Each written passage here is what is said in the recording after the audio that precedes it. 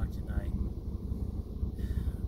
about some things that come kind of irksome to me, both as a scientist and as an individual. I'm going to talk about animals, fish, invasive species here for a minute. But before that, I have to say this. I get so perturbed. Maybe, I'm not in the women's restroom, so I don't wander. But every time I go to the men's restroom, it doesn't seem to matter whether it's kids, like little kids, I think actually they might be a little better. Whether it's people that are young men, middle-aged men, old men, whether they're poor, wealthy, whether they're dressed like off the street, or if they come in a full three-piece suit, or if they're dressed for business, they're driving a Mercedes, or whether they're driving a Cadillac, or whether they're driving an old hoopty ride, whatever it is, most men, and I'm sorry to say this, since it's my group, most men do not wash their hands. It doesn't matter whether they go number one, number two, blow their nose, have their fingers up their nose, but they're scratching places of their body or whatnot. They do not wash their hands.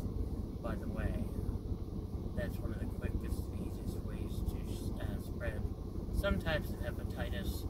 Hepatitis can live on environmental surfaces without body fluids for up to 30 days. Alcohol from spray, isopropyl alcohol, ethanol, hand sanitizer, etc. are not very effective with it. I would say it's better than nothing, okay?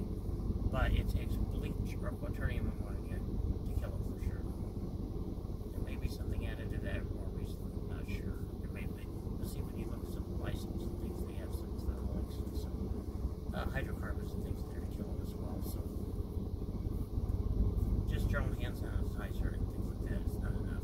It's a very good follow-up, and it's a very good thing to use if you don't have running water and soap. But it doesn't stop hepatitis, and it doesn't stop some certain other viruses.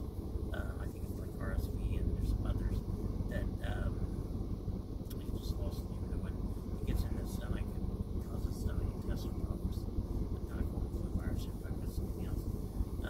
Hand sanitizer seems to be pretty effective with cold and flu viruses and that type of thing. And a number of other viruses, herpes and things like that, but not so much with certain types of viruses that it doesn't kill. I'm not going to be one thing about that anymore. People wash your hands. Okay, next. Invasive species.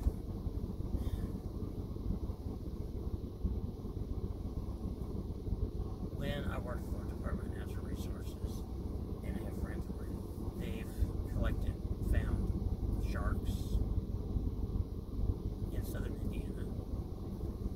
There were alligators found in northern Indiana.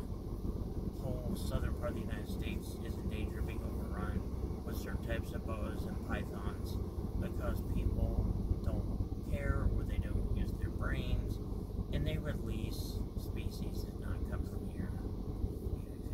The snake-headed fish, the grass carp, it goes on and on and on. I think the grass carp didn't turn out to be much of a threat as they thought. But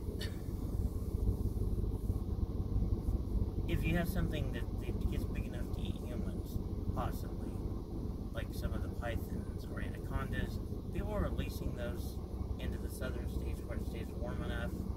Okay, it's rude to the animal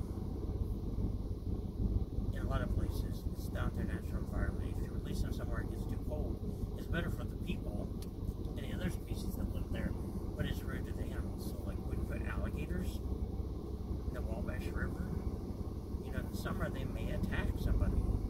Alligators don't have a real high incidence of attacking humans, but if you put them away from where their normal areas, plus you think about in Indiana, things like small mammals, dogs, cats, deer, possums, raccoons, squirrels, I go on and on. Things that are not used to rabbits, things that are not used to alligators being in Indiana, they're just minding their own business, going down to the river to get a drink and snap, and they get dragged off into the river, dragged down.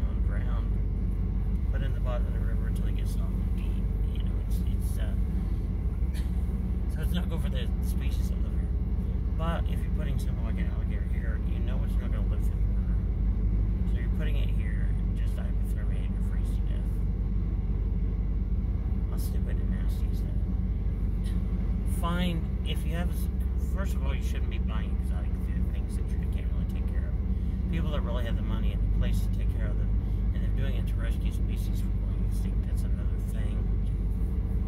But people just getting things because they think they're cool when they're little, and they figure that they grow bigger, like an alligator or a shark. And then pretty soon you can't afford to take care of it. You can't get a big enough tank to take care of it.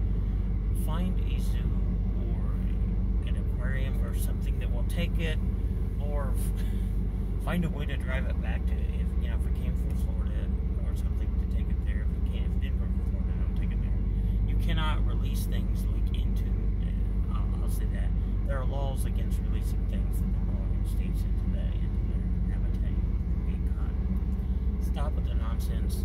I think I mentioned in another video, there's a concern about piranhas. So many people release piranhas. I know biologists that have captured piranhas in freshwater in the Midwest.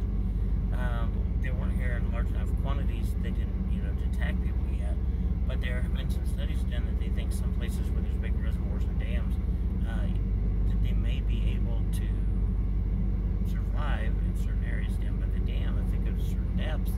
And so what you could end up doing is getting a breeding population of piranhas and integrating creatures that are not used to being attacked by piranhas. We have all kinds of people, in the Midwest and the United States, they're not used to piranhas. Now you gotta go skiing, tubing, sunbathing, get in the water, maybe wade around, swim. We haven't had it yet, but think about the possibilities. Okay, so don't be stupid. Don't hurt the people or the animals. Use some brains on what kind of animal you get and how you take care of it. And if you can't take care of it, the proper people to rescue it and take care of it. Don't just set it loose. And I can tell you a lot of things on animals, because I've done a lot of cat rescue and some wildlife rescue things. Don't just dump a poor animal.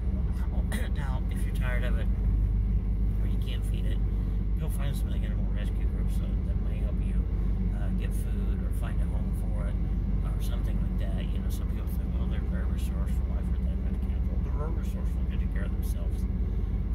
Sometimes, not always. We've had cats that we've rescued that were skin and bones because they were starving to death. They were not. They probably were raised inside and somebody dumped them out.